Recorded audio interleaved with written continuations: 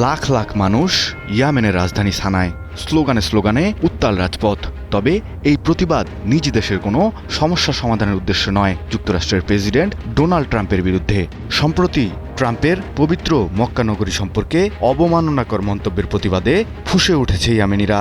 মূলত ট্রাম্পের প্রকাশিত ছবি ও মন্তব্যের জের ধরেই এই বিক্ষোভ ও মিছিল করে ইয়েমেনিরা। কিন্তু কি বলছে ট্রাম্প? কেন ক্ষেপে আছে ইয়েমেনিরা? হোয়াইট হাউসের ক্ষমতার আসনে দ্বিতীয়বারের মতো বসেছে ডোনাল্ড ট্রাম্প, কিন্তু বসেই তিনি কখনো যুদ্ধ লাগাচ্ছেন তো কখনো যুদ্ধ থামাচ্ছেন। তার চমক এখানেই থেমে নেই, তিনি টুইট দিয়েও সমালোচনা করে বসছেন বিভিন্ন দেশের নেতাদেরও। বাদ যায়নি যুক্তরাষ্ট্রের সাবেক প্রেসিডেন্টরাও। তারই ধারাবাহিকতায় এবার ট্রাম্পের রোষানলে পড়েছে সাবেক প্রেসিডেন্ট বারাক ওবামা। সাবেক মার্কিন প্রেসিডেন্ট বারাক ওবামার একটি প্রজেক্টের সমালোচনা করতে গিয়ে সামাজিক যোগাযোগ মাধ্যমে তার লাইব্রেরির ওপর আবর্জনার স্তূপ বসিয়ে একটি ছবি পোস্ট করেন, কিন্তু সেই ক্যাপশনটাই ছিল বিতর্কিত।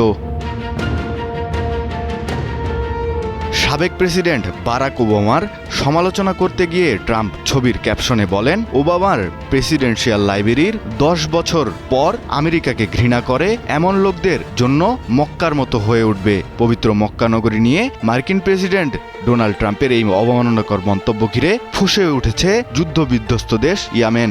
ট্রাম্পের এই ধৃষ্টতার প্রতিবাদে রাজপথে নেমে এসেছে লাখ লাখ মানুষ। পবিত্র নগরীর নামে এভাবে নেতিবাচক মন্তব্য মেনে নিতে পারেনি ইয়েমেনিরা। তীব্র ক্ষোভে ফেটে পড়ে ইয়েমেনের জনগণ। সানার রাজপথ থেকে বিক্ষোভকারীরা হুঁশিয়ারি দিয়ে বলেন, বৈশ্বিক ইহুদি বর্ণবাদ ও মার্কিন সাম্রাজ্যবাদ পরিকল্পিতভাবে ইসলামের পবিত্রতম প্রতীকগুলোকে আঘাত করছে। মুসলিম বিশ্ব যদি এখন এই অপমানের বিরুদ্ধে একতাবদ্ধ না হয়, তবে পশ্চিমা দেশগুলো আরও সীমা লঙ্ঘন করবে বলে ক্ষোভ প্রকাশ করেন তারা। এদিকে ইয়েমেনের শুরা কাউন্সিলও ট্রাম্পের এই মন্তব্যকে ঘৃণা ও কুৎসিত আখ্যা দিয়ে নিন্দা জানিয়েছে। একই সাথে মার্কিন পণ্য বর্জন এবং মুসলিম দেশগুলোকে জরুরি বৈঠকের ডাকার আহ্বান জানিয়েছে সানা। সমালোচকদের মতে এই মন্তব্য যুক্তরাষ্ট্রের অভ্যন্তরীণ রাজনৈতিক বিরোধের সঙ্গে ইসলামের প্রতীককে যুক্ত করার প্রচেষ্টা বলে উল্লেখ করে এর বিরুদ্ধে তীব্র আপত্তি জানানো হয়।